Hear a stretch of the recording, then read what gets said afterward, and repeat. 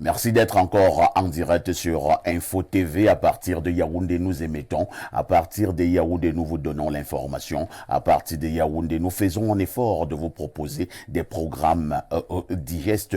Ce matin encore, nous ferons ce pourquoi nous sommes payés, c'est-à-dire vous donner justement ces productions en Mondovision. De lundi à vendredi, 10h, 11h52, vous avez le meilleur 10-12 en Afrique, au sud du Sahara. Le programme s'intitule Espace miné. Vous avez donc compris que c'est une affaire des démineurs. Ce matin, nous marquerons comme d'habitude un arrêt au niveau de nos kiosques. Question d'avoir la température qui prévaut avec l'apport et l'accord de nos tabloïds. Nous marquerons un deuxième arrêt pour la dénonciation du jour. Ce fait de société qui vous énerve. À notre niveau, nous avons le courage de le poser sur la table pour proposer quelques esquisses de solutions. Si vous en avez convenance, le dernier arrêt de ce programme nous amènera à l'instant de l'analyse. Et parlant de cette analyse ce mercredi matin, nous nous poserons la question de savoir pourquoi pour le cas du Cameroun, l'on ne recrute presque plus les produits sortis des écoles de formation.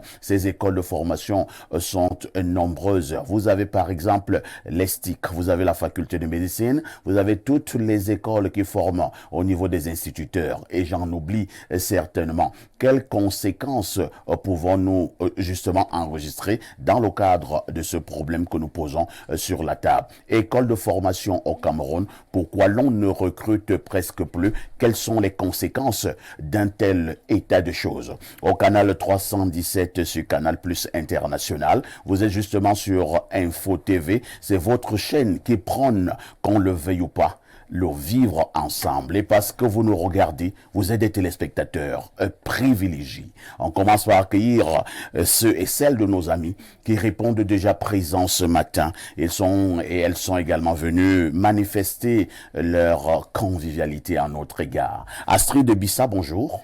Bonjour Parfait, bonjour à mes copanélistes, bonjour à tous nos téléspectateurs. J'adresse mes chaleureuses salutations ce matin à ma grand-mère, Madame Bana Juliette, qui nous regarde actuellement. Votre grand-mère regarde la télé. Oui, elle nous suit parfaitement. Elle est très fière. Je vais penser aussi... Elle est fière lorsqu'elle regarde sa petite fille Voilà. distiller le savoir à la télévision. Ah, ça, et elle se rend compte qu'elle n'est pas n'importe qui. Ah ben voilà. Et puis dans la contrée, hier, pour la petite histoire, elle me dit, mais tu sais, quand je dis aux gens que je n'ai pas d'argent, je suis fauché, on me dit, mais voilà sa petite fille qui est à la télé. On dirait que la télé donne automatiquement de l'argent. Astrid, tu sais, nous qui faisons dans la télévision depuis bientôt une vingtaine d'années, lorsqu'on te voit à la télé, on sait que, tu n'as pas de problème. Ah, voilà, 2, voilà. tu es un homme riche, tu es fortuné. Tout à fait. Lorsque tu poses un problème de 500 000 à quelqu'un, il dit parfait, vraiment, moi je n'aime pas la moquerie. Moi j'avais plutôt un problème de 25 000, je voulais t'appeler. C'est pour casser le moral en fait. Donc quand on passe à la télé, Automatiquement. on a de l'argent. Automatiquement. Et donc je poursuis aussi avec, du moins, nous sommes toujours dans sur le mois des défunts. Nous sommes au mois de novembre, je pense à tous nos défunts aussi. Et je sais que, moi je suis très chrétienne, hein. Je suis aussi ancrée dans la culture, dans la tradition. Je sais que nos parents... Vous alliez les deux. Voilà. Savant dosage entre la chrétienté, mais également nos valeurs traditionnelles. Tout à fait. Donc je sais que de là-haut, ils nous regardent aussi et ils sont très fiers de nous. Donc je vais penser aussi à mon défunt grand-père qui était tout pour moi. Et je sais qu'il est là, il est même là avec nous. Je le sais, je pense à lui ce matin, ça fait toujours un pincement au cœur. Il s'appelait Bana Onana Narcisse, décédé il y a plus d'1 an aujourd'hui. Et tous les défunts du monde entier, ainsi que les âmes du purgatoire. Donc bonjour à vous et bonne émission à tous ceux qui nous suivent actuellement. Astrid, les morts nous avaient envoyé un message, hein. Tu connais lequel? Il nous avait dit, hier nous étions comme vous. Voilà. Demain, vous serez comme nous. Il faut respecter les morts. Et voilà pourquoi je combats avec la dernière énergie tous ceux qui profanent les mémoires des personnes décédées. Il faut respecter les morts. Lorsque nous l'avons dit, on accueille à côté de vous un vieux de la vieille, mais ça faisait longtemps. Il n'était plus venu nous rendre visite sur cette plateforme pour échanger. Mister Sorok, bonjour. Bonjour, parfait. Comment vous allez? Assez bien, assez bien. Je me porte assez bien. Je souligne rapidement à l'endroit de nos téléspectateurs que vous êtes enseignant de formation et depuis un certain temps responsable du côté du ministère des enseignements secondaires. Oui, je suis à la délégation départementale des enseignements secondaires du Mfundi. Je voudrais dire bonjour à la communauté, moi j'appelle ça communauté Info TV, d'ici et d'ailleurs. Parce que j'ai l'habitude de suivre, je taquinais le consultant, moi je suis généralement l'émission sur Facebook au bureau. Et je me rends compte que je ne suis pas seul à vous suivre en direct sur Facebook, pas à la télévision.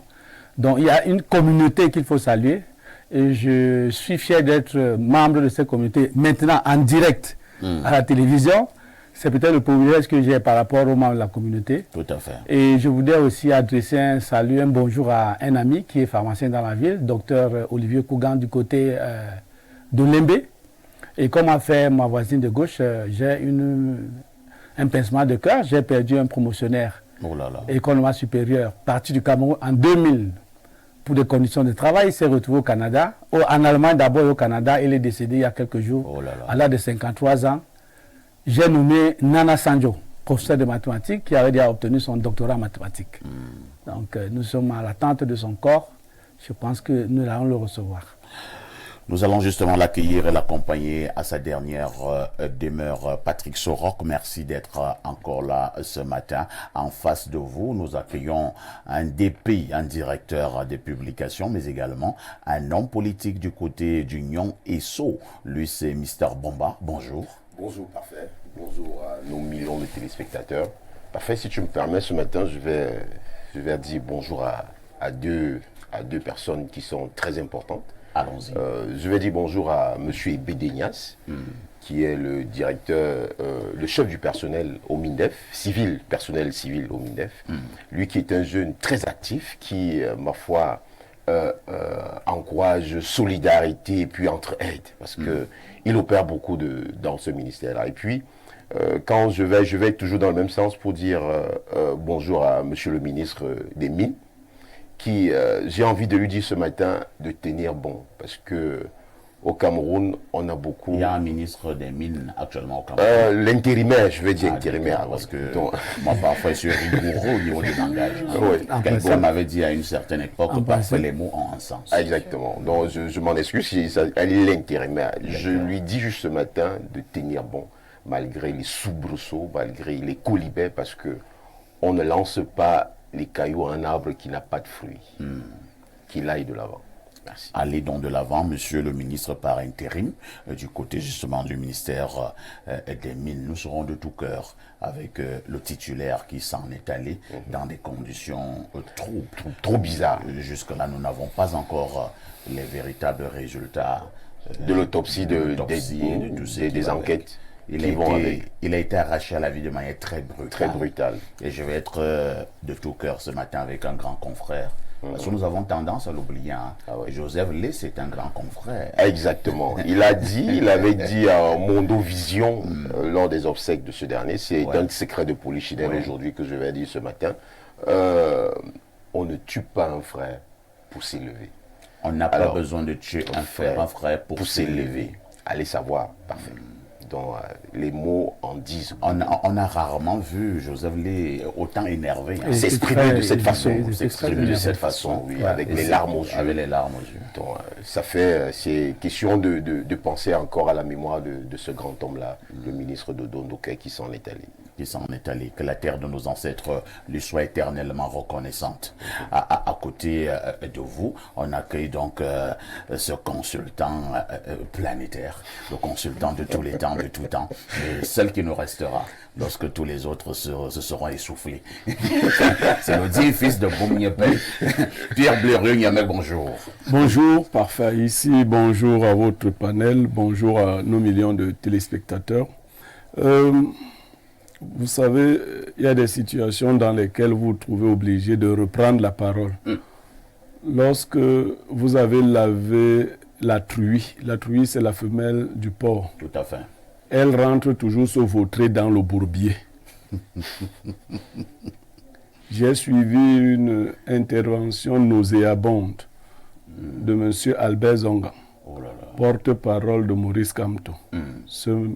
je l'ai suivi hier et ce matin, qui revenait sur la critique adressée à Maurice Kamto relativement à sa sortie qui profanait la mort de Monon Diana. Pour justifier l'acte posé par son mentor, Albert Zongan a cru devoir s'attaquer au parcours académique de Mathias Eric Ouonangini. Mais mal lui en a pris parce qu'un homme était allé laver le chien à la rivière et le chien l'a lavé. Incroyable. Que de proverbes et de figures. Il s'en est donc pris au parcours académique de Mathias Eric Ouonangini, prétestant des choses qu'il ne connaît pas. Il a dit que Mathias Eric Ouonangini est agrégé par décret. Hey. Pour la bonne compréhension de tout le monde, l'université de Soa a ce qu'on appelle le concours CAMES. Tout à fait. Qui produit des agrégés. Et qui concerne les juristes politiques, juristes, politologues et économistes. À côté de ça, il y a ce qu'on appelle l'agrégation française. Mathias Eric Ouonangini n'a jamais fait le concours CAMES. Il faut que les gens le sachent. Jamais. Il a aspiré 2 ou 3 fois à l'agrégation française. Et j'aime vous dire qu'il trouvait, entre guillemets, ridicule de faire le CAMES parce que son père est d'agrégation française. Il ne voulait pas faire moins que son père. Pour des raisons que beaucoup de Camerounais connaissent, il a été bloqué. Mathias Eric Ouonangini n'est pas professeur agrégé Albert Zongan. Tu ne connais pas les procédures universitaires. Il est professeur titulaire d'université sur travaux. Sur travaux. C'est différent. C'est-à-dire que ce sont ces travaux scientifiques qui l'y ont conduit. Il y a 2 façons. Si vous obtenez l'agrégation, quel que soit le grade, si vous étiez par exemple chargé de cours, vous devenez ipso facto maître de conférence. Tout à fait. MC. Mais après, vous devez passer encore professeur titulaire. Tout à fait. Donc Mathias Eric Ouonangini n'est pas agrégé par décret. Il n'a pas d'agrégation. Il est professeur titulaire sur travaux. Première chose. Deuxième chose, il a demandé à Mathias Eric Ouonangini de mieux enseigner ses étudiants. Moi, je n'ai pas été à soi. Mais vraiment, même quand vous êtes en conflit avec le lièvre, reconnaissez qu'il court vite. Qui ici au Cameroun et hors du Cameroun peut remettre en question le savoir, le savoir-faire et même le savoir-être de Mathias Eric Ouonangini? Savoir savant. Ouais. Le savoir savant. Voilà. Je veux vous dire, toute proportion gardée, que nous appelions Mathias Eric Ouonangini pic de la Mirandole. C'est ce savant italien qui avait convoqué tous les autres savants du monde pour discuter avec eux de Omniare Tibile, de toutes les choses que l'on peut savoir. Et pourquoi vous appelez... Nous l'appelions ainsi parce que lorsqu'il est arrivé au Cameroun, il réussissait à réunir autour de lui des savants dans diverses sciences et débattre avec chacun de la spécificité de sa science. Nous avions, nous autres, à cette époque, assisté à ce genre de débat. Ah bon? Il affrontait Daniel Abois en histoire, il affrontait, il s'appelle Jean-Pierre Imélé, le directeur général actuel de ISACAM, épistémologue en épistémologie. Il affrontait le plus grand épistémologue camerounais, Malolo Dissake. Il a pris sa retraite, il est à Douala, en épistémologie. Il affrontait les historiens en histoire, ainsi. Il a même affronté les managers, les gens qui ont fait des formations en management. Donc, on avait organisé les journées de management et j'ai assisté à ce débat une fois. Il était le communicateur principal. Voilà. Donc, vraiment, on peut faire nos petites intrigues. Vous voyez, mais n'allons pas jusque-là. Très bien. Hier, les mêmes gens ont voulu utiliser Mathias Eric Ouonangini. Lorsqu'il a refusé de servir leur cause, non, le savoir de Mathias n'est même pas discutable ici. Il est inné, il est conquis. Voilà. Il n'y a pas garçon pour lui, comme on le dit vulgairement. On peut faire des débats de quartier. Il faut aller demander à Billy Shaw. Il avait tenté un truc comme ça. Il a un triste. Laisse mon grand frère Billy. Il a un triste. Billy Shaw fait quoi là? Non, lui ne parle plus de Ouonangini. Non, il est facile de parler de Ouonangini comme ça, mais l'affronter, C'est tout autre chose. Et je vous dis, quand moi je rends hommage à Onangini, c'est avec un respect marqué de beaucoup d'avenir. Non, vraiment. Non, Reconnaissons ce monsieur est un savant hors norme. Très bien. Voilà. Et il y a Mr. Soro qui voulait coller un petit mot parlant du professeur Mathias Eriko Onangini. Oui, je disais qu'il avait affronté Madame Ondouabiole, que vous connaissez, oui, tout à fait. Qui était déjà à l'époque. C'est même je peux l'appeler mon mentor. Ouais. Elle avait organisé à l'époque, lorsqu'elle était à l'ISMPM, les journées de management. Et Massao Touan-Guinée avait été invité une fois. Effectivement, là, je l'ai retrouvé sur ce n'est pas le droit là-bas, mais c'était du management. Donc, il s'est vraiment... il avait fait foule. Et lorsqu'il avait pris la parole, moi, j'étais émerveillé et je ne l'ai pas reconnu. Donc, comme pour dire que il a une pléthore de connaissances dans sa tête. Sa tête crépite dans tous les sens, monsieur. Moi, donc, il n'y a pas de débat quand on parle sur le plan intellectuel de Mathias Onangini. Je vais prendre un autre cas également. Lorsque la crise ivoirienne battait son plein, les débats allaient dans tous les sens au Cameroun et ailleurs. Il y a eu un grand débat, une grande conférence qui a été organisée à Yaoundé 1. Et il y avait, je vous assure, d'imminents professeurs, vraiment d'autres génies qui étaient. Mais Onangini n'était même pas sur la table. Onangini est venu comme simple personne qui est venue suivre le débat. C'était à l'amphi. Je pense à l'amphi 700 de l'université Yaoundé 1. L'amphi était comble. Le débat, comment les éminents professeurs qui étaient autour de la table distillaient le savoir, argument contre argument. On est donc passé à la phase des questions et réponses. Onangini qui est venu aussi suivre le débat, à un moment donné, a aussi levé le doigt pour participer. On lui a donné la parole. Les gens parlent de Onangini, ils ne connaissent pas Onangini. Onangini a fait des démonstrations qui doivent entrer dans l'histoire. Je vous assure, ce qui nous bluffait déjà au niveau de l'extrade, je dis mais qui nous bluffait, nous nous sommes rendus compte qu'il ne maîtrise pas grand-chose. C'est Onangini qui devait aller parler là-bas. À la place de tous ces gens-là. Parfait, ici.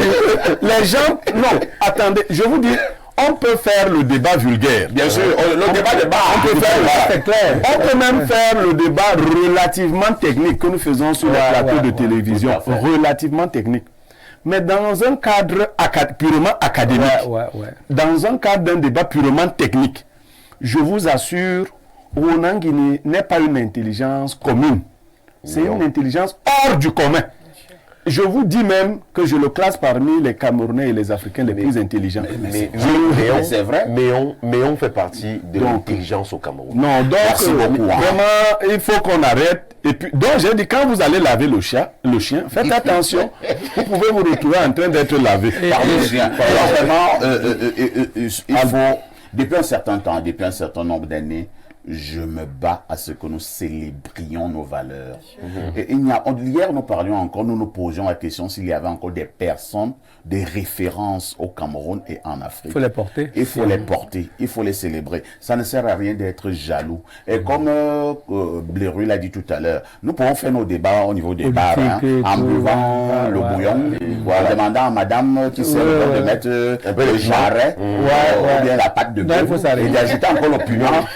Tout le monde est un savant au bar. Après, tu te saoules la gueule, tu insultes n'importe qui. Tu peux dire oui, bon, on peut même te le concéder. Mais je vous assure, lorsqu'on nous élevons déjà au niveau, chacun a sa place. Blaireau m'avait dit un jour que nous sommes tous dans la même école, nous avons la même cour de récréation, mais chacun connaît sa classe. Ben, ça c'est clair. Non, c'est pas faux. Les moutons marchent ensemble, mais ils n'ont pas le même prix. Vous ne comprenez pas souvent quand un petit pays parle, comme il parle dans sa langue. Tommy Keyande Kanim Dongi Motote a bendé pour là-haut. Chacun a ça. Même si vous marchez en route comme les moutons. Donc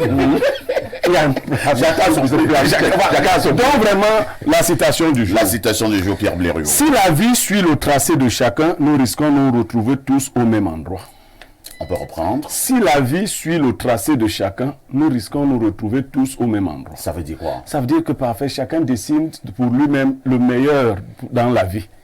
Si la vie suit la route que tu voudrais qu'elle emprunte, peut-être c'est la même que je voudrais aussi qu'elle emprunte, ainsi de suite, nous risquons au finish nous retrouver au même endroit. Malheureusement, la vie ne suit pas toujours le tracé que nous avons. Moi, je voulais être président de la République.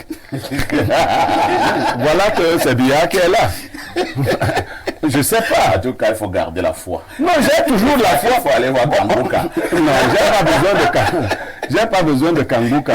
Vous savez, celui qui contrôle la peur des hommes contrôle leurs âmes. Kanguka contrôle la peur de certains. Moi, je n'ai pas peur. Biya est là, il finit son temps, je vais être candidat le moment venu. Non. Mais il y a des gens qui ont... Quand tu me dis ça, tu as dit, je vais voir mes enfants grandir. Non, normalement, vous croyez que qui doit être président après Biya? Non, c'est toi. Qu'est-ce que vous pensez? Qu'est-ce que vous pensez?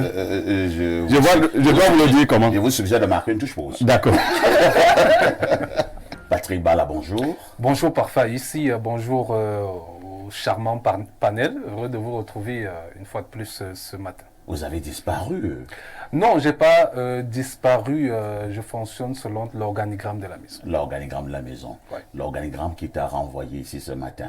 Bien sûr. Pour le plus grand plaisir des petites filles des sauces.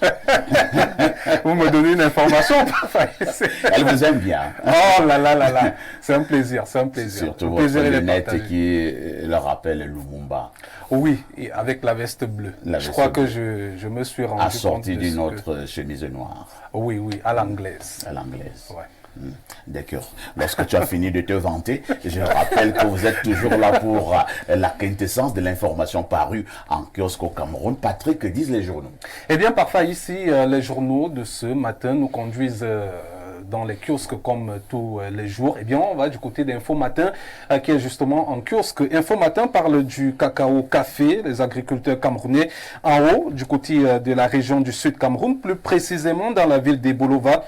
Eh bien, selon Info Matin, sous le haut patronage du chef de l'État Paul Biya, le ministre du Commerce Luc Magloa-Mbarga Tangana et son collègue de l'agriculture et du développement rural Gabriel Mbaye-Robé ont co-présidé hier 21 novembre dans le chef-lieu de la région du Sud la cérémonie officielle de lancement des subventions du guichet producteur dans l'ensemble des bassins de production du Cameroun. Eh bien, il s'agit des villes Bafoussam, Bakim, Boya, Ebolova, Bangassina, Santa et du côté de Yukadoumé. Information à retrouver ce matin en page 3. Allons du côté de la météo, le tri-hebdo d'informations, d'enquête, d'analyse et surtout de reportage parle ce matin de Bameniam. Des séparatistes assassinent une dizaine de civils, nous fait donc savoir le journal La Météo qui nous parle donc de ces séparatistes qui étaient sur des motos. Un groupe d'hommes armés qui s'est introduit hier au marché, dans un marché périodique de cette localité qui se situe dans l'arrondissement de Galim, département des Bamboutos.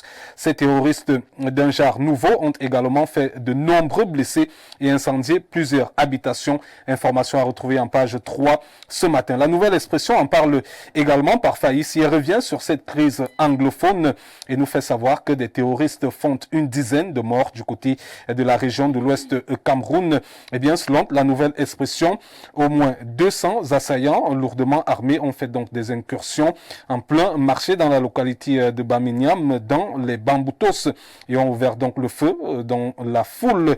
De nombreux blessés, et ils ont d'ailleurs emporté des otages de ce côté vers la ville voisine, la localité voisine, celle du nord-ouest. Information à retrouver en page 5 de ce journal.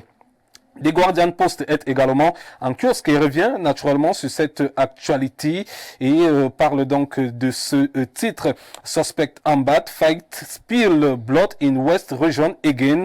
Eh bien, selon le journal, on revient d'ailleurs sur cette attaque et le journal nous fait donc savoir que ces sécessionnistes ont décidé de brûler, d'incendier bien évidemment plusieurs endroits de ce marché.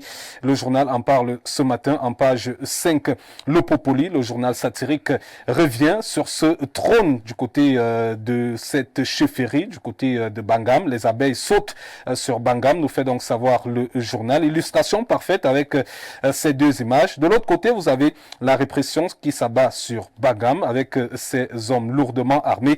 Et de l'autre côté, vous avez notre très cher ami, le MINAT, le ministre de l'administration territoriale, qui nous fait savoir que qui cherche le moulinex trouve donc les abeilles en chemin.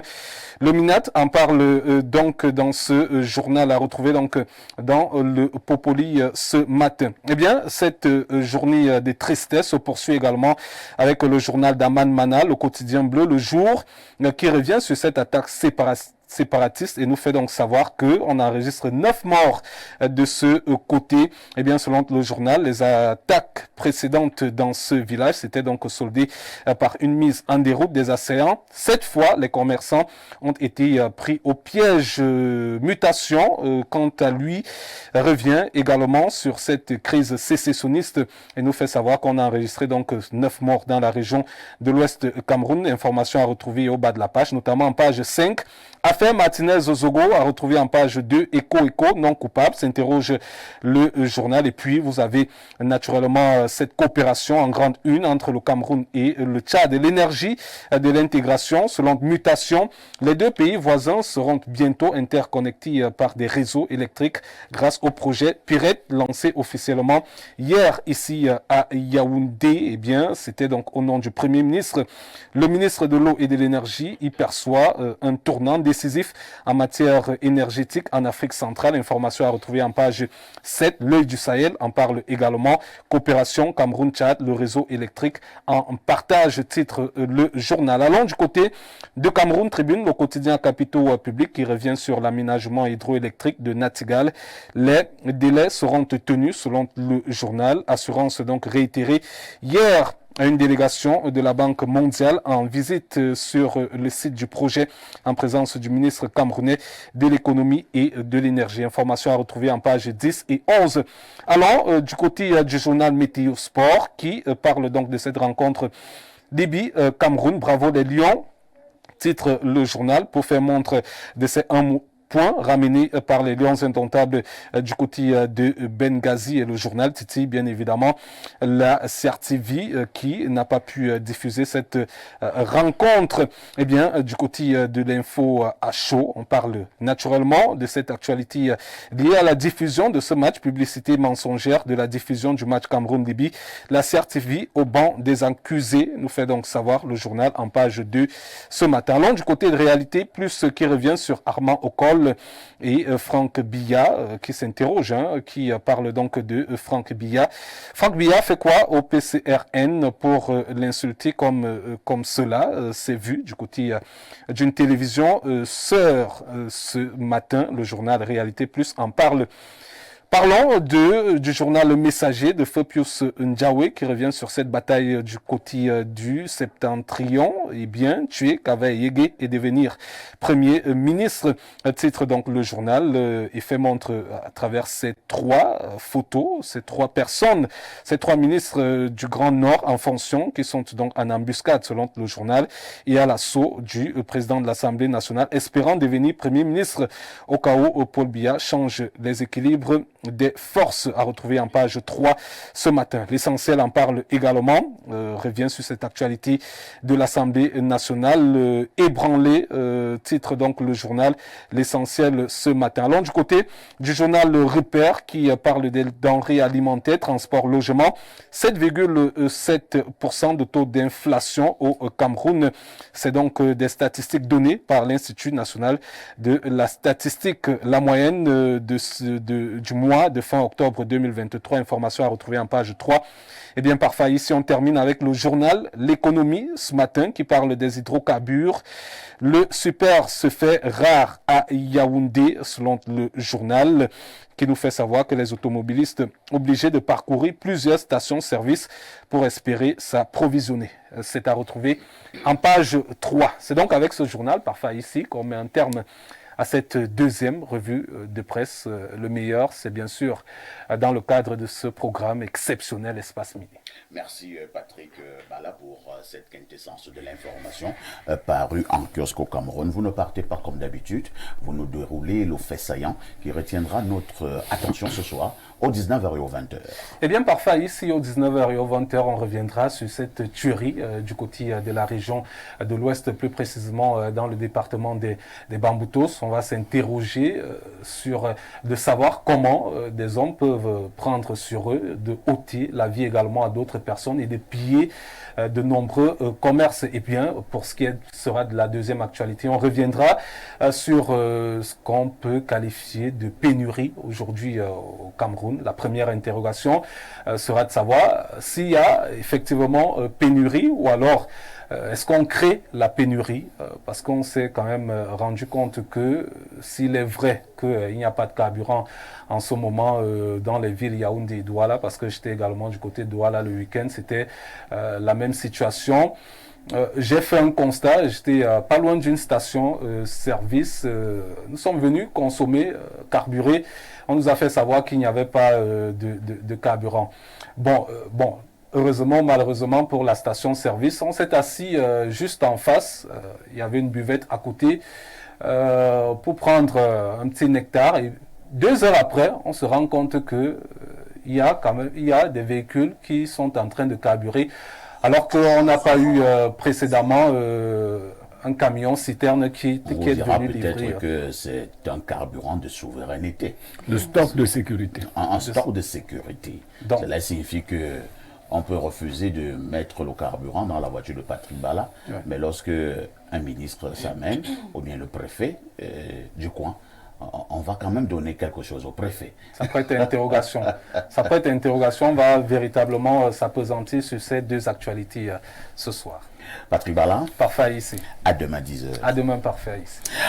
Oh, lorsque Patrick Bala nous donnait ces informations croustillantes et très fraîches parues en kiosque au Cameroun, on a justement retenu cette sauvagerie, cette barbarie qui vient de se dérouler encore du côté de l'ouest du Cameroun, plus précisément dans les Bamboutos à Bamenyam, où des séparatistes et terroristes ont tout simplement pris d'assaut un marché et ont ouvert le feu sur le carreau. Une dizaine de civils ont été tués.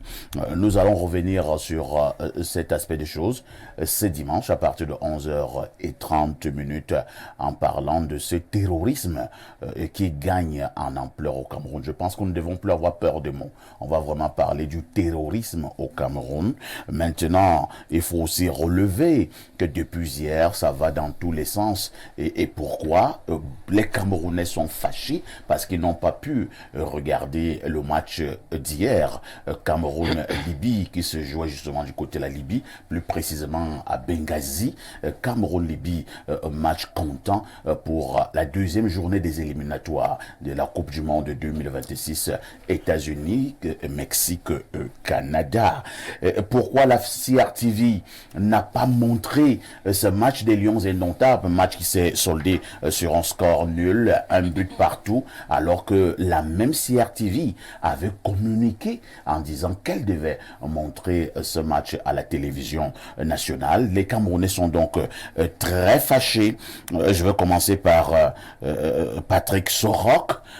On a lu le communiqué signé par le directeur général de la CRTV, Charles Ndongo, qui essaye d'expliquer comme il peut ce désagrément causé à l'endroit des Camerounais. Si je dois avoir la quintessence de ce communiqué, je dirais tout simplement que Charles Ndongo nous fait comprendre que ils ne sont pas tombés d'accord avec celui qui devait leur donner le signal, l'organisme qui devait leur donner le signal, pour la raison étant que, je vais parler comme mon quartier, c'était trop cher. C'était trop cher et Charles a vu que c'est trop. On ne peut pas débourser autant d'argent. Entre-temps, les Camerounais s'indignent puisque les Camerounais pensent que la CRTV fonctionne avec leur argent, l'argent de leur sueur. Votre commentaire? Bon, moi je ne vais pas vraiment faire de commentaires parce que c'est à 22h que j'ai lu ce communiqué. Personnellement, moi je suivais mon match sur Facebook tranquillement. Parce que lorsqu'on est au bureau... Est-ce que tout le monde a donc Facebook? Bon, je n'ai pas dit, mais je sais quand même que beaucoup de Camerounais ont vu le match. Parce que quand je suis Ils ont vu le match où? Lorsque je suis sorti, j'ai rencontré un ami. Il me dit qu'il voyait le match là du côté de Carrefour et Mia. Et il y avait, non, je vais vous donner la bonne information. Oui. Il y avait une chaîne locale qui montrait le match, mais d'une qualité exécrable. Qui a qui a pris les images sur Facebook. Voilà. Et c'est même de l'illégalité. Voilà. Donc, la chaîne de télévision en question peut être poursuivie. Hein. Voilà, donc c'est un peu cela. Donc c'est quand moi-même j'ai lu le communiqué, j'étais très surpris. J'ai dit, mais finalement, donc le match n'a pas été diffusé à travers la chaîne nationale. Et voilà, le débat, je pense que le directeur général de la CRT doit faire très attention. Parce que ce sont des moments où on a besoin de voir la fibre patriotique s'exprimer. Donc voir le match du Cameroun, même si je l'ai vu sur Facebook, bon, moi je n'avais pas de problème. Voir le match du Cameroun, que ce soit à Canal+, que ce soit à n'importe quelle chaîne dans le monde, c'est pas bien. Donc nous ne percevons pas souvent cela. Parce qu'effectivement, la dernière fois nous avons vu le match contre l'île Maurice, nous avons exigé que ce soit vu à la CRTV. Donc j'étais avec les amis, nous avons dit non, on voit ce match chez nous, donc à la CRTV. Donc quand il pose cet acte-là, moi je pense... Je dois vous dire une chose, hein, peut-être vraiment je vais parler comme c'est un peu camerounais. Ouais. Il y a parfois, j'arrive lors de ces grands matchs-là où les Lions indomptables jouent, j'arrive à un endroit, peut-être un Sinakba, c'est pas moi quoi, on regarde par exemple le match dans une autre chaîne. Oui. Parfois je n'aime pas. Je leur dis, mettez la CRTV. Je veux regarder le match dans la chaîne nationale. Nous avons la même réaction, c'est pas normal. Même si à Canal+, c'est diffusé. Non, c'est bien diffusé là-bas. Mais nous préférons voir ce match-là sur la chaîne nationale. Et on se sent camerounais. Donc quand moi j'ai vu le communiqué, j'ai vraiment été choqué. Très bien. Curieusement, ça n'a pas été. Et puis, la négociation dont tu parles, bon, c'est lui, c'est qui sait. Parce que quand il dit que c'est exorbitant, nous ne sommes pas au courant de ces transactions. Mais on n'a pas eu les chiffres. On n'a pas eu les chiffres. Il n'a pas de savoir à quel niveau c'est exorbitant. À quel niveau. Et maintenant, est-ce que la patrie a un prix? Est-ce que la patrie a un prix? Quel était ce montant? Il ne nous donne pas. Il dit que c'était exorbitant. Quel montant? Parce qu'on pourrait même cotiser. Voilà, on pourrait cotiser. Et même à la CRTV, le directeur, par exemple, à la CRTV, devait dire au mois prochain, vous allons couper votre salaire parce qu'il y a un match qui passe. Donc ce n'était pas son communiqué là est malvenu, vraiment. Merci beaucoup. N'a pas été. Ce communiqué vous énerve. Non, ça énerve. D'accord. Nous, on voulait le match. J'espère que ça ne va pas énerver Pierre Blériot. J'ai peur que ça énerve 2 fois. Pierre Blériot, ce qui s'est passé hier, où la CRTV n'a pas justement montré ce match, on a eu les mêmes frayeurs il y a quelques semaines avec le combat au sommet, Ngannou contre Tyson Fury. C'est à la dernière minute que la CRTV s'est ressaisie en montrant ce combat. Alors qu'est-ce qui ne va pas? Pourquoi la CRTV doit autant tâtonner de temps en temps pour des événements qui concernent véritablement la République? Quand vous choisissez de dire ce que vous pensez, pas forcément la vérité, parce que vous ne l'avez pas, vous n'êtes l'ami de personne. J'ai eu beaucoup d'admiration pour Ndongo Charles, dit Pythagore, parce que les gens, voilà, c'est son surnom. Il était très fort en mathématiques. Excellent journaliste, grand éditeur, éditorialiste, ainsi de suite.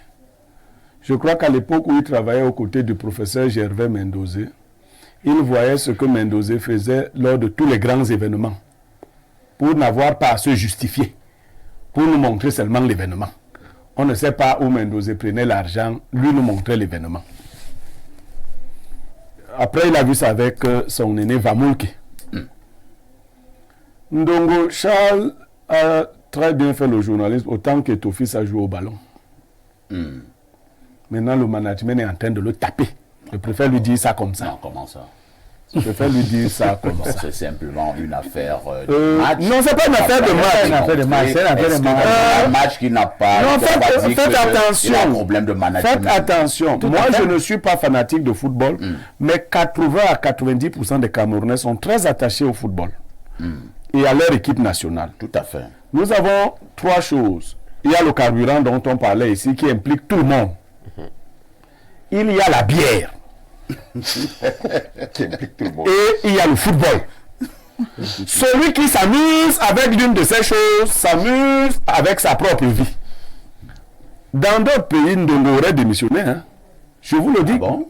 Où on aurait déjà débarqué depuis ce matin. Tout à fait. Et comme les enfants le disent sur Facebook, qu'est-ce qu'il nous dit comme ça qui sent mauvais comme ça dans le communiqué là? Qu'est-ce qu'il disait comme ça? Qui lui a conseillé ça? il aurait bien fait de se taire. Restez tranquille. Voilà. Vraiment. Qu'est-ce qu'il dit? Moi, je ne sais même pas. Qui t'a conseillé d'écrire l'affaire là?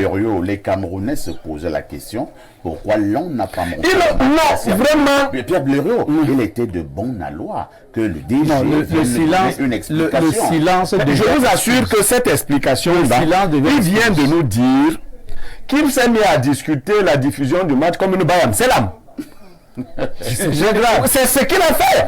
Il discutait comme une bayam. C'est l'âme. Tu as combien? Je n'ai pas comme ça. Et la discussion a continué jusqu'à la minute du match. Parce que de telles choses sont arrêtées avant. Parfois ici. Écoutez la chute de ce communiqué. C'est Ndomou qui a écrit ça. Il dit que jusqu'à la dernière, comme ils n'étaient pas tombés d'accord, ils devaient tomber d'accord quand? Le jour du match. C'est ça l'amateurisme. Alors, il y a un autre aspect. Ndongo Charles a un budget. La CATV a un budget. Mais en plus du budget, il y a les redevances audiovisuelles des Camerounais. Tout à fait. Je continue de me demander qui a dit qu'il fallait donner la totalité de ces redevances à la chaîne nationale seule. Est-elle la seule à faire un travail d'utilité publique? C'est un problème que nous avons toujours posé. Les députés qui sont là à l'Assemblée nationale, même ceux de l'opposition, je n'ai pas entendu ça. Vous devez demander que la moitié de cet argent soit redistribué aux autres chaînes qui font même mieux que la CRTV souvent. Parce qu'aujourd'hui, ce n'est que lors des matchs qu'on peut regarder ton affaire là. Maintenant, si même pendant les matchs, tu ne montres pas ton affaire là, il n'y a plus aucun programme à créer dans la CRTV, il faut le dire. Quand vous regardez la CRTV maintenant, même si vous mettez le patriotisme en avant, vous vous ennuyez. Vous vous ennuyez parce que à l'époque où on avait des programmes Dance, Cameroun Dance, Télépodio, tout ce qu'il faut au niveau de la culture, à tous les niveaux, même au niveau de la qualité du journal télé et autres. Moi je vais vous dire, quelqu'un m'a interpellé hier seulement pour me dire, Blériot, comme toi tu es déjà vendu. Nous ici à la CRTV on souffre. Ah bon? Si tu peux parler. Un emploi de la CRTV. Un emploi, il me dit. On veut même, c'est toute une communauté, hein. On veut venir là-bas te dire. Je leur ai dit que bon, est-ce que je peux citer vos noms? Ils disent non, c'est tout ça.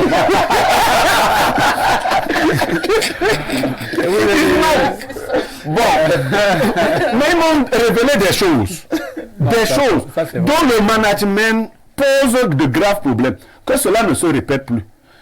Ndongo, tu nous fais encore ça. D'ailleurs, c'est comme ça qu'il s'appelle, non? C'est bien son nom. Moi, je comprends. Son nom. Donc, tu nous refais ça la prochaine fois, on va demander ta démission.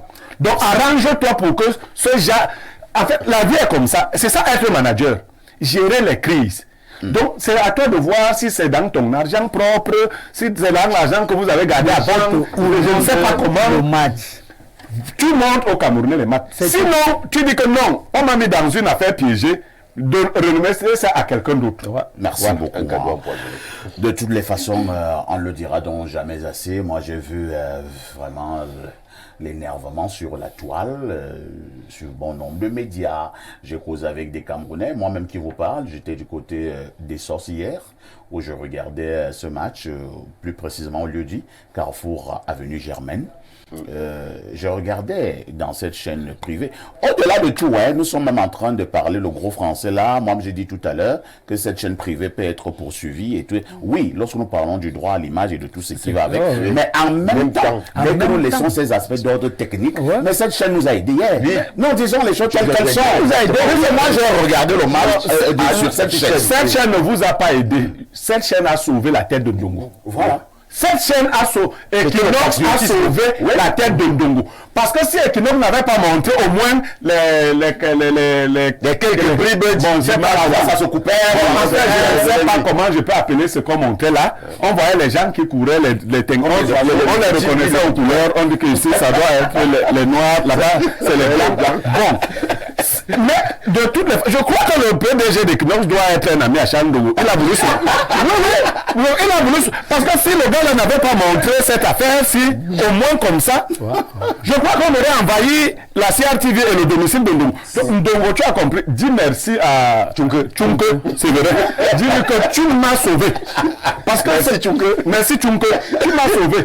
Parce que la prochaine fois que je vais faire une telle bêtise, C'est pas celui que va m'en sortir. Mr. Bomba, le match n'a pas été montré à la CRTV, notre chère CRTV nationale. Les Camerounais sont fâchés. Hein. Parfait. On a envie de poser plusieurs questions. Je vais dans ton sens. Vous savez, aujourd'hui, ça parle beaucoup le Kavailand. Quand on parle du Kavailand, je crois que l'auteur du communiqué de Kavailand, les qui l'ont lu, ce communiqué-là aujourd'hui qui devient un leurre. Aujourd'hui encore, on retombe encore dans la même chose. Hein, où le communiqué, est-ce que Charles était obligé de faire le communiqué aujourd'hui ou hier soir? Il pouvait rester tranquille.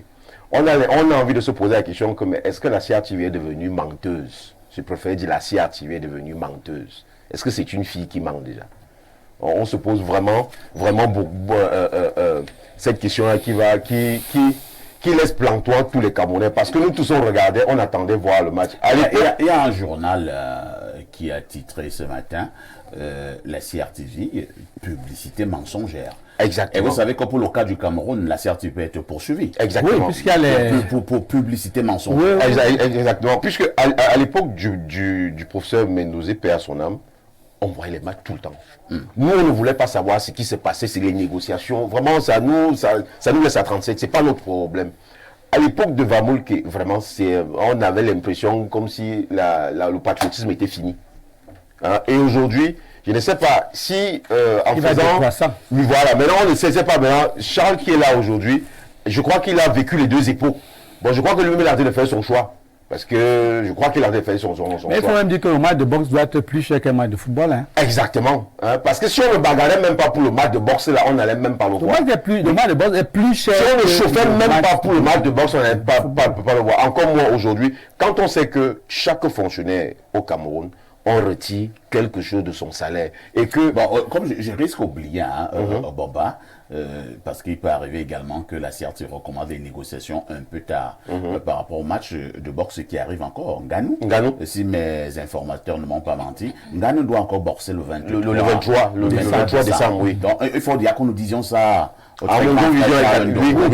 commencer les négociations. Non, qu'il arrête de faire le bail Amselam. C'est ce que je voulais lui dire. Qu'il fasse les choses. Il faut l'avoir lui donner à la date.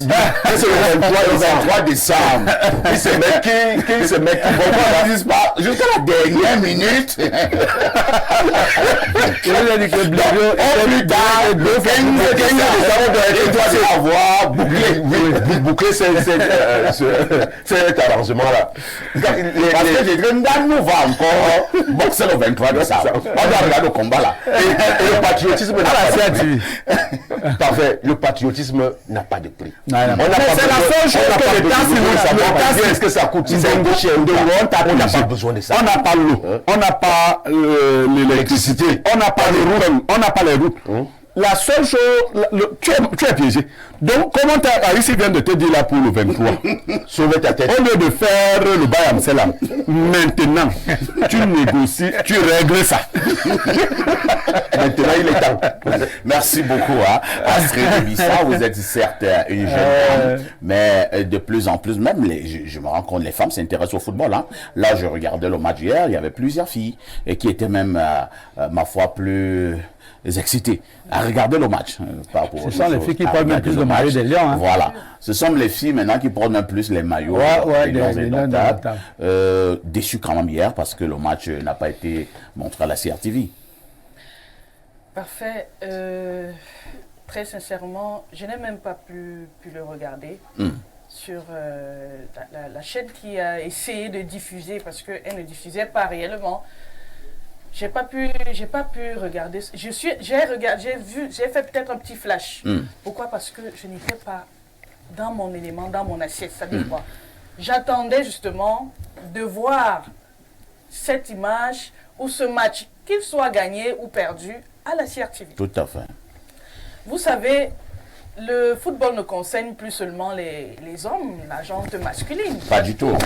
Lorsqu'on a... En tout cas, Abou Rongué n'est même pas un homme, hein, avec petit H. Oui, pas un garçon. Je vais même parler dans tous les contextes. Lorsque on parle de patriotisme, moi j'aime mon pays. C'est-à-dire que je meurs pour mon pays. Ah, c'est comme le monument de la Banville. J'aime mon pays, le Cameroun. J'aime mon pays, le Cameroun. Et je peux mourir pour le Cameroun. Je m'explique. Quoi qu'il en soit, c'est vrai, il y a beaucoup de fasques, on a beaucoup de péripéties que nous rencontrons. Mais c'est notre pays. Mais il reste, c'est-à-dire, dans mon sang là, je suis purement pygmée du Cameroun. Dans les fins fonds du Sud. Il faut dire que c'est une nièce à Charles Ndongo qui parle. Oh non, mais écoute, Je suis obligé de vous trahir. mais je dis ce qu'il y a, oui, Oui, même si je le suis, mais je dis je suis fière d'être camerounaise. Est-ce que tu es fier de ton oncle, ce qu'il a fait hier? Alors, Vous voulez que la nièce vienne lyncher son oncle à mon dos? Elle n'a pas léger. je le dis de façon naturelle, parfaite. Ça fait que, quel qu'en soit le sport, qui puisse être joué, qui puisse être diffusé, la boxe, ça ne me concerne pas. Je ne sais pas comment ça se passe sur les rings. Sur les rings. Le tennis, mais dès qu'il s'agit du foot, d'un Camerounais, même pas seulement du football, dès qu'il s'agit d'un Camerounais face à un étranger, je suis là comme si c'était mon frère. En fait. Vous mettez les organes. C'est ça, voilà. Partout, Ça c'est donne comme une ça. certaine joie. C'est ça du patriotisme. Je suis patriote dans l'âme d'abord. Donc, ça fait que hier, j'étais très déçue de ce qui s'est passé hier. Et puis, je dirais même, je vais aller plus loin en disant que le directeur général d'Asia TV a manqué une occasion de se taire. Ah bon? Oui. Ah là là. Parce qu'il Votre oncle. je le dirais. Non, il faut être... Je ne vais pas prendre parti. C'est d'une époque... Tu ne fais pas comme Zongan, Non, qui je fait peux du faire ça. tropisme ethno-idéologique. Ça ne servait à rien, cette note qui est arrivée à quelques minutes.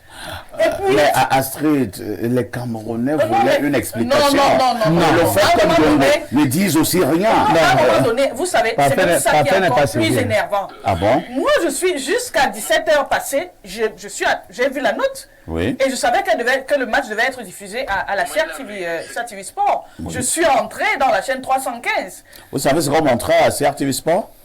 On nous montrait le match Cameroun, je pense que c'était Angleterre, de 1990. Voilà, exact. Lorsque exact. Etienne Ekeke avait mis un but, Justement. Koundé avait mis un but. Oh, la fin a failli énerver les gens. Justement.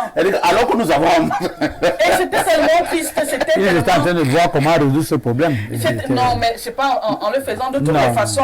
Nous avons, la CRTV a l'obligation du résultat. Très bien. La CRTV n'a pas l'obligation. Puisqu'elle a, elle a les moyens. Elle a les moyens. Voilà. La CRTV n'a pas l'obligation de moyens. La CRTV a l'obligation de résultats. Je m'explique. Je vais expliquer pour les téléspectateurs qui ne pourront pas comprendre mon expression. Je prends un exemple. Je prends deux exemples même. Le médecin. Oui. Lorsque vous allez vous allez à l'hôpital, vous êtes malade.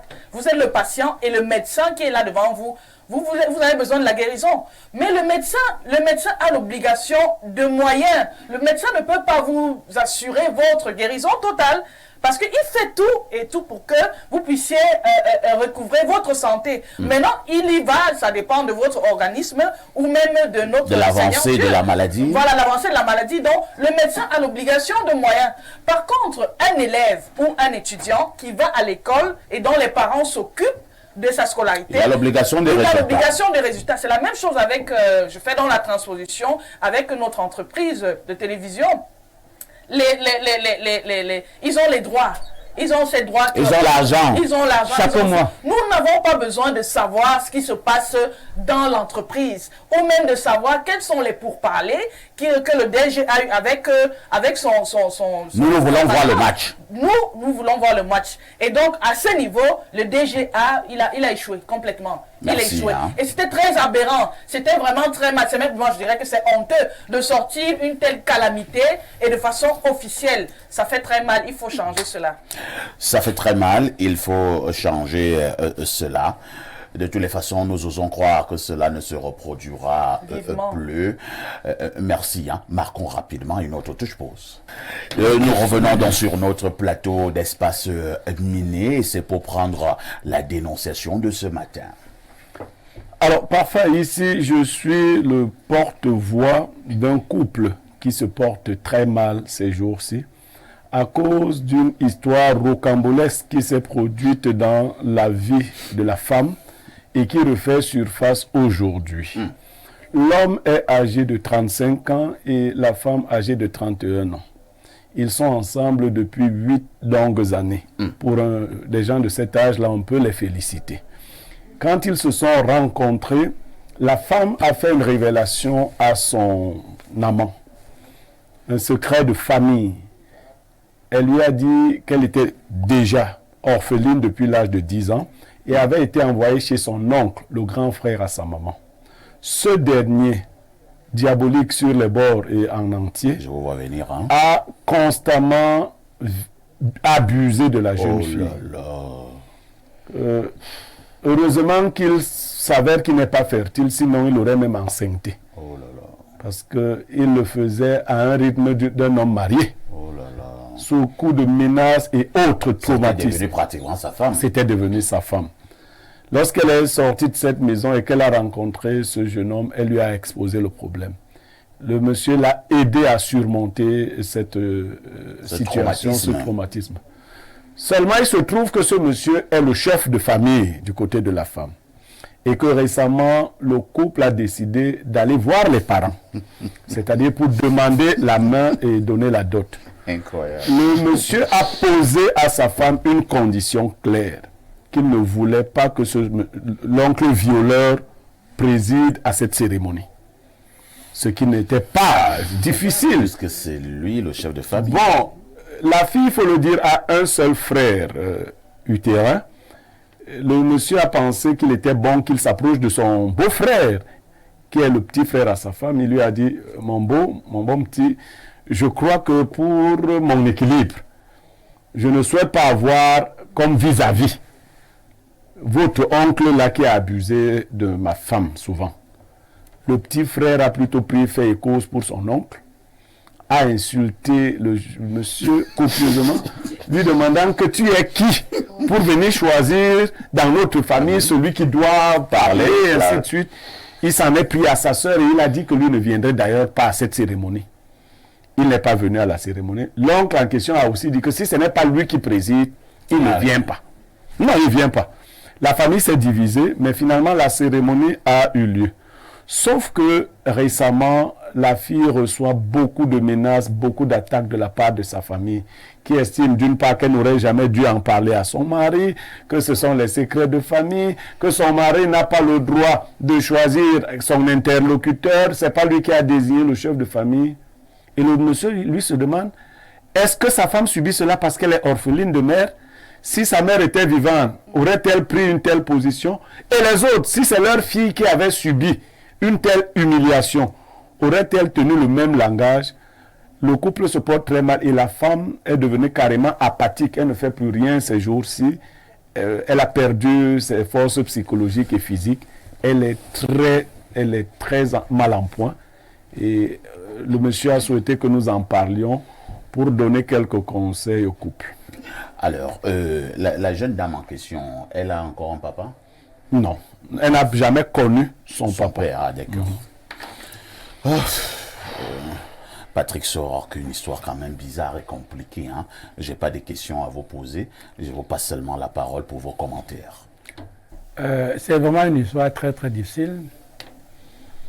Moi je peux juste déjà remercier ce monsieur qui a bien voulu sauver une âme. Oui, il a trouvé une femme déjà traumatisée, il a bien voulu la sauver. Tout ce qu'il aurait pu faire au départ, pour moi, il n'aurait jamais parlé de dot.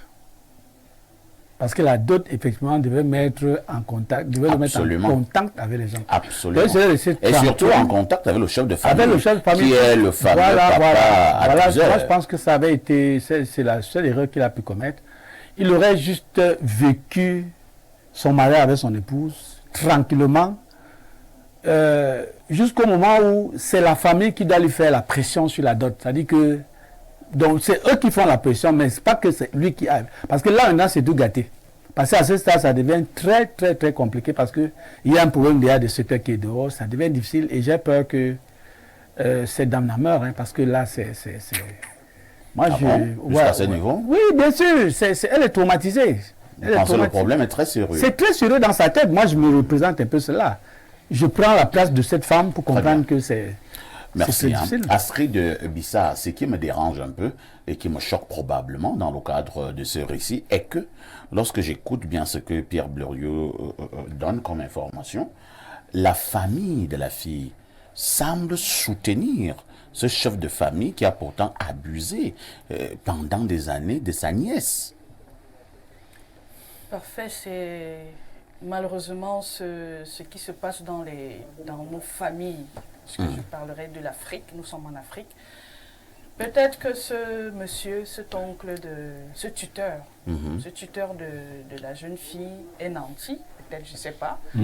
Je présume. Dit que c'est le cas. Je présume parce que celui qui n'a pas de finances, qui n'a pas un peu de sous, je vais appeler ça comme ça. Mais je dirais même que c'est une famille, je ne vais pas insulter la famille, je n'insulte pas la famille de la fille, mais la mentalité, c'est des personnes qui sont pauvres d'esprit. C'est-à-dire quoi? Quelqu'un va vous soudoyer ou vous piétiner parce qu'il a un peu plus de moyens que vous.